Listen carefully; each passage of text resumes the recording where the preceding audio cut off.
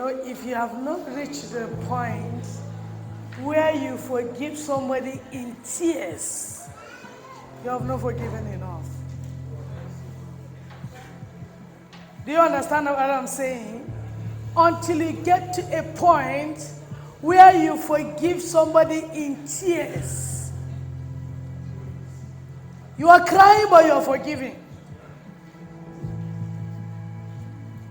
And until you can get to that point where you pray for God to bless that person that you are forgiving. Papa Fini, there's a difference. When I say, Elder Fegon, I've forgiven him, but me and him,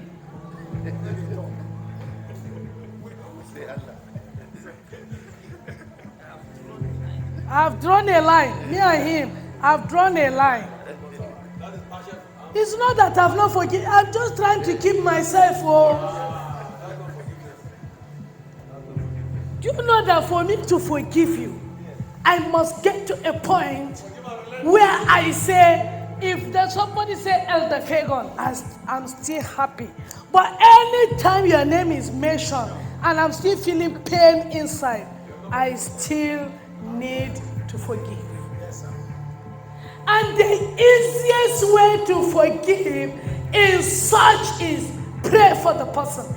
Ezra, for you to get to a point, Father, bless mommy, bless her, increase her. It's not that your prayer say, God, you must show mommy so that she will repent. It's not for you to do that. God knows how he will do that. Don't say, God, show mommy, she must know that I am right. Show mommy, God, visit her, that she will know that I am right. Say, God, forgive her. Open her eyes to see where she's going wrong.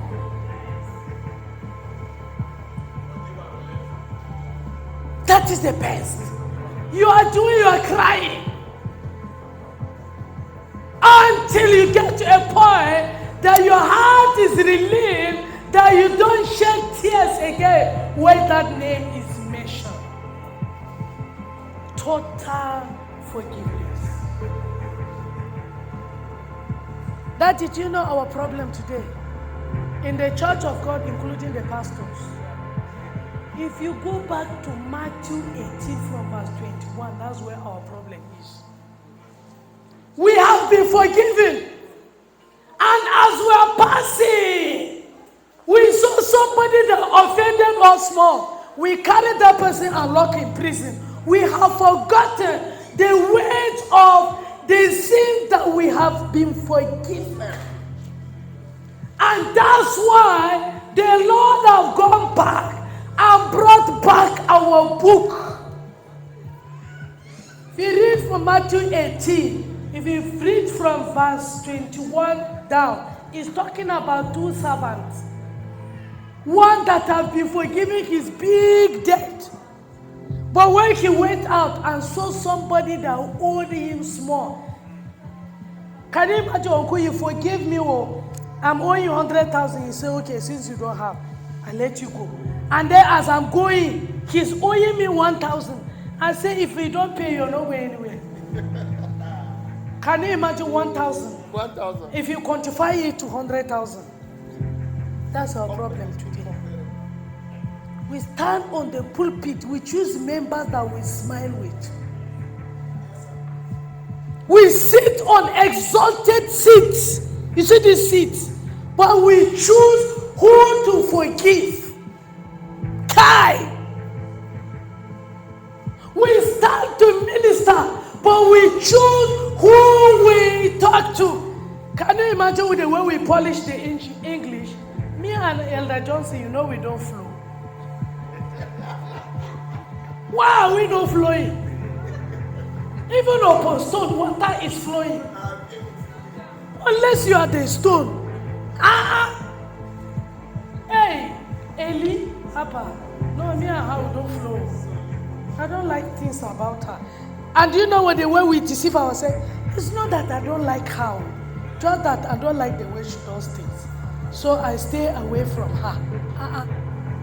You stay away from her ways and you stay away from her. How can you like her and you don't like her ways? We have a lot of assignments. We will see great surprises when we get to heaven. I remember one woman in our church before. She left the church because they had quarrel with her friend. And they don't flow with her friend. So she moved to another church. So if for adventure the two of them get to heaven, and then soon as well they are entering at the same time, it means if you see that woman enter heaven, I'm going back. I'm going back. We cannot be in because it means if you cannot be in the same church with her, it means you cannot be in the same heaven with her. In the can unforgiveness allow you to get to the gate, which means we are not preparing for heaven. Haba. Let's prepare for heaven, for heaven's sake. Let's prepare. Let go. Let go. Let go. Let go. Let go. If we don't learn to let go, so many things will be held against us. I'll close with this simple testimony, maybe simple illustration. There was one of our church members when we were in Bauchi. He carried his father's motorcycle and went to dance. And as he was passing, he accidentally, the hand of the machine, accidentally pushed a Fulani woman that was coming from the clinic with her child. And when she stood up, they discovered that the child she was backing was dead. We didn't know whether the child died before she even backed, or is it by this slight pushing that the child died. So they took the case to the police station. They brought the father of the child, and people gingered him and said, Karkayeda, they must pay your son fee. So they have to send to the father of the boy from Bauchi. He went to Das. Came, what is it? Pleaded for mercy. They said no, all they need is that he must pay for the child. So the man now stood up. That was Baba Rabo. The man now said, the father of the boy, that's the owner of the machine, said, okay, how much should I pay? And they now asked him, no, how much do you intend to pay? And now he said, since I was born, I've never known how much a human being costs. So I cannot tell you how much I will pay. But you know the cost of your child. Tell me, how much is your child worth? And that was the statement that melted the Fulani man. And he said, allow him go. Give him my child, let me go and pay. And that ended the case. So my question for you this morning is that, how much is the cost of your salvation? How much is the cost of the sins you committed before Jesus died and paid? And now you cannot forgive because he said something bad about you. She said something bad about you. Does it change? If words of men will change our colors, I would have been as black as charcoal since we entered the ministry walk. You see this me, I would have turned as black as charcoal. If it eats your flesh, you wouldn't even see flesh on my body.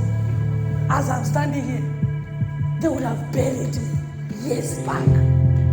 But which means if I'm standing today, words of man can never eat you up. It cannot change anything about you. Just let go. Jesus knows the price. May the Lord bless you all.